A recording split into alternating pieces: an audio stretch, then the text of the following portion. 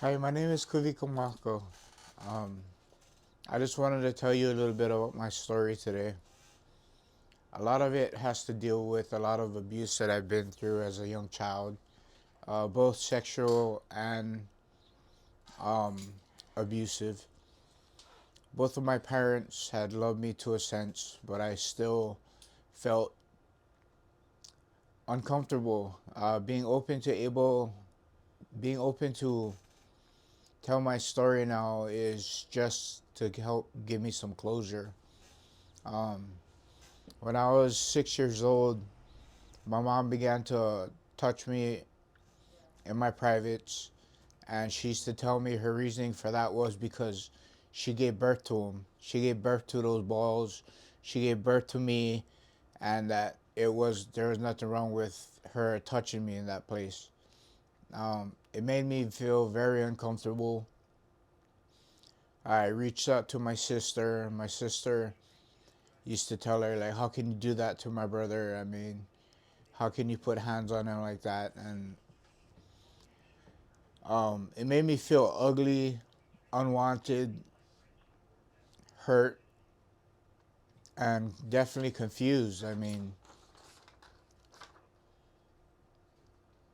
it went on for a few years since I started at the age of 5 to 7 and continued on um, until I was about 13.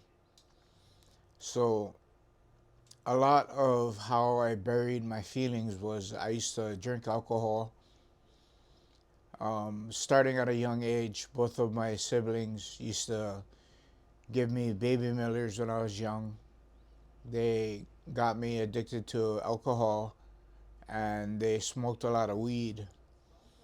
So that's a lot of what I used to do to help with the time to let it go by. Um, at 6 years old, I had the appetite of an adult, so I was overweight, picked on most of my life. Um, yeah, I just it's not easy going through things like that in your life and trying to find some purpose, trying to find the why, like why me? Why is it happening to me?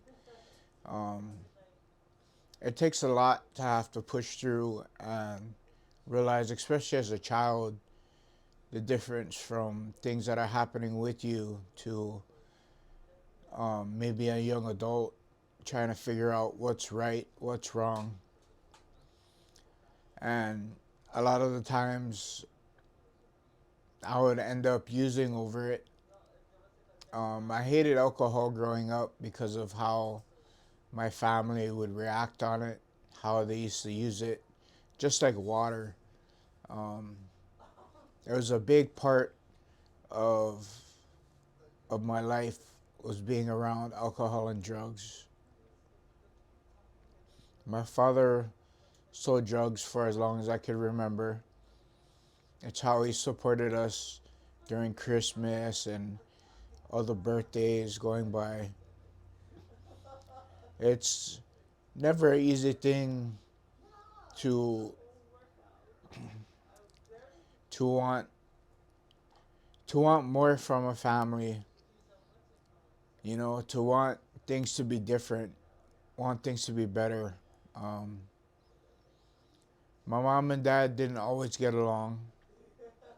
We ended up having to go to a domestic violence shelter because they they would begin to fight, and having to be separated from my dad for a while was confusing. At the same time, probably the best thing that could have been done for us at the time. Although my house was broken, I found pleasure in, my favorite pet. I had a pit bull that I was raised with. That was my best friend, you know. I was a lot of a loner growing up, thinking that people hated me, that I was no good. I was always told by my dad that I wasn't supposed to cry, that I was a little girl, and I mean, it took a lot for me to find some purpose. You know, um, I began finding purpose when I was able to start with the heavier drugs when I was 17. I did crystal meth for the first time, and it sure wasn't the last time. The first time I've done crystal meth, it got its hooks stuck right into right into the soul. You know, I found that I found what I needed in life. It made me brave. It made it easier to deal with people. And like I said, I just developed an uncontrollable thirst for it. I've been through many rehabs, many opportunities to try to stop, and still to this day, it's something I battle with. Um, is my drug addiction. But I just wanted to let people know out there that, you know what, there is hope out there, that there is opportunity, and you can change your life if you're willing to be able, you know. Also, um, I'm a father of 9 kids, 4 of which my kids had passed away,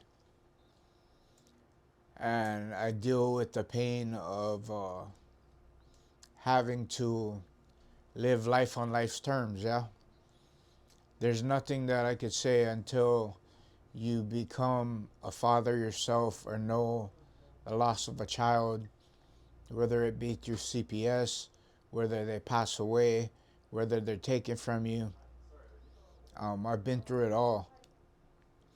I've had my 2 oldest adopted by CPS. I've had my son, who was stillborn, pass away one day before my birthday. And my daughter Ayana, I was able to hold her in my arms for 5 hours until she let out her last breath. So I'm familiar with pain, and I know it all too well. But I also know that none of the drugs had ever helped me. It never was a band-aid that could fix it. You know, that was a part of me that I had lost and I wouldn't be getting back. So, yeah, if you are out there and going through something similar, just know that there is help out there and that you can push through it, regardless of how hard it may be. One thing that will always remain, that you are still the father of that child, and you will be able to journey and one day be reunited with your children. I mean, it's never an easy thing, especially when you deal with those losses. Um, yeah, I just want to give any of you hope out there and let you know that, I mean, the sky's the limit. It may not taste good, it may not be the way you want it, but to live your life and to live it well, especially sober, is a way that you want to achieve. Definitely.